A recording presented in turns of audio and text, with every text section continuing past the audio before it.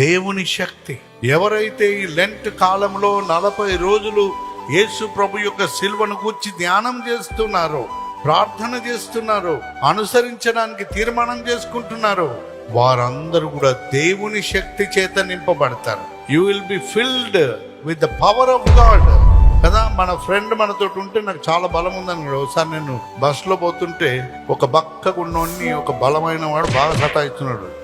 లేవు అని లేపేసి ఇట్లకి పాపం వాడు లేచి నిలబడ్డాడు. ఆ బలమైన వాడు కూర్చున్నాడు. కామారెడ్డి రాగానే ఆ బక్కగా ఉన్నాడు కిందికి దిగి ఉత్తరో అంటున్నాడు బలమైన. అంటే అర్థం ఏంటి? కింద మన ఫ్రెండ్స్ ఉన్నారు, వాడి బలం ఏంది? వాళ్ళు ఉన్నారు. ఆజా నీచే ఉత్తరో. అప్పుడు 1/2 గంట ఆగేది, ఛాయ్ తాగి ఇడ్లీ తిని రావాలి. కండక్టర్ డ్రైవర్ వచ్చేదాకా ఆగుతుండే అన్నాడు.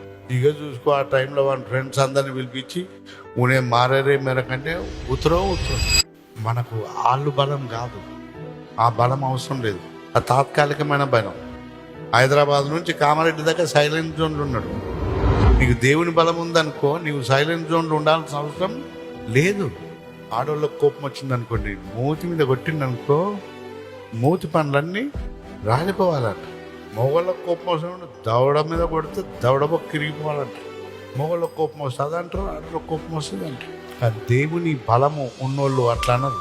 యెహోవా నాకు ఆధారము కావున నేను పండుకొని నిద్రపోయి మేలుకొందును. 10,000 మంది దండెత్తి నా మీదికి వచ్చి మోహరించినను నేను భయపడను. నా దేవా లెమ్ము, నన్ను రక్షించుము. ఆ తర్వాత ఏముంది? నా శత్రువులందరినీ దవడ ఎముక మీద కొట్టువాడవు నీవే. దుష్టుల పండ్లు విరగొట్టువాడవు కూడా నీవే. Leave it to God.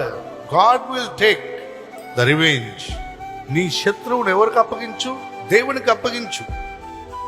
వారు ఒకవేళ నిజంగా సాతాను సంబంధమైన క్రియలలో ఉండి నీకు కీడు తలపెడితే దేవుడు తప్పక న్యాయం తీరుస్తాడు.